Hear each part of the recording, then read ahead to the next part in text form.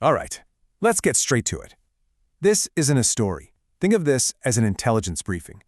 Our subject is Arta Judo, an economic war, a conflict that isn't fought on some distant battlefield, but right on the stock market tickers. It's a shadow war, and a nation's entire economy is the prize. And this is where it all started.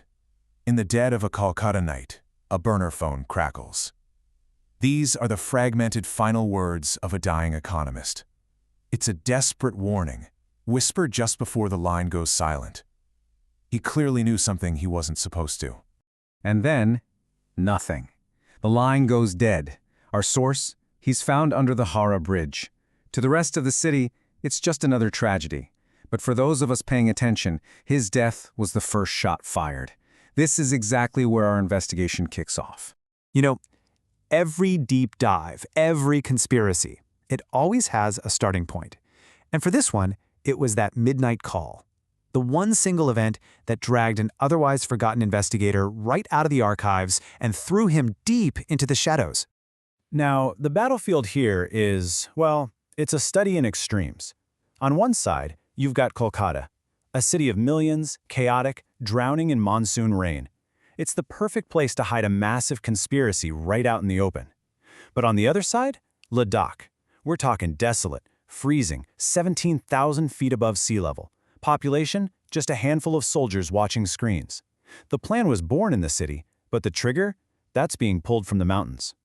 So yeah, the plot gets cooked up in the city, but the weapon itself is being aimed from somewhere else entirely. A place so remote, so isolated you'd never ever think to look there. This is the eye in the mountains. Okay, so here are the specifics. We're talking about Forward Signal Station 17. It's a high-tech military outpost tucked away in the Ladakh Valley. On paper, its job is surveillance, radar scans, intercepting satellite signals.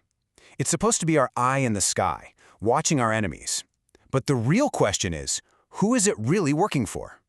Inside FSS-17, you've got Captain Kabir Rawat and his men. They're just staring at monitors day in and day out, tracking endless streams of data. They literally see everything passing through the airwaves. But here's the thing. Are they really the watchers? Or are they just unwitting cogs in some much bigger, more sinister machine? Are they the hunters? Or are they the bait? All right, so we have the location, now let's talk about the weapon. And this isn't a conventional attack. There are no bombs, no soldiers, no bullets. The weapon is the economy itself. This is the anatomy of the attack.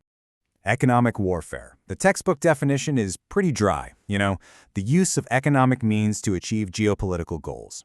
Let me give you the field definition. It's a war fought with algorithms, not ammunition. It's basically a hostile takeover of a country's entire financial system, turning its own markets into a weapon against its own people. And these are the breadcrumbs, the warning signs our investigator is chasing. You don't hear explosions, you see data streams go haywire. The rupee suddenly takes a nosedive. Key stocks get hammered by a perfectly coordinated sell-off. Trading algorithms start acting weird. It's like a digital blitzkrieg, and it's all designed to create maximum panic and crash the whole system from the inside out. Now, every conspiracy this tangled needs a hunter, someone obsessed enough to pull at all the threads. The man who took that midnight call, that's Inspector Arjun Sen. And he's no hero. He's more like a ghost, operating in the exact same shadows as the people he's hunting. So picture this, a cramped little flat in Shamnagar. It's cluttered with old case files, smells of cold tea. And this is the nerve center. This is where Inspector Arjun Sen is connecting the dots. He's the only one looking at these ghost patterns in the market, listening to the whispers from dead men on burner phones. He's building a case that everyone, especially his superiors, thinks is pure fantasy. An operation this sophisticated, this clean, it doesn't just happen. It requires an architect, an organization with the kind of power and resources to orchestrate chaos on this scale. And intelligence has confirmed they have a name, a code name at least, Project Helios. So you have to ask yourself, who could actually pull this off? Who can weaponize an entire stock market? Who has the reach to connect the back alleys of Kolkata to a top-secret military base in the Himalayas? I mean, who has that kind of power? Project Helios. That's the name on the file. They're a shadow entity. Don't think of them as a corporation or a government. They're something else. They are the architects of this whole damn thing. And they have a playbook. We've managed to piece it together. We're calling it the Helios Protocol. It's a 3-step process of pure technological terror. First, they hijack a high-altitude surveillance post, something like FSS-17, to suck up raw financial data. Second, they capture and analyze sensitive communications to predict market moves before they happen. And then, the endgame, they unleash their own automated programs to trigger a targeted catastrophic market crash. It's calculated, and it is terrifyingly efficient. Which, of course, brings us to the final lingering question in this whole mess.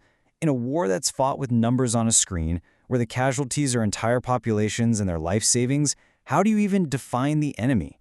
When the battlefield is the stock market itself, who are you supposed to fight?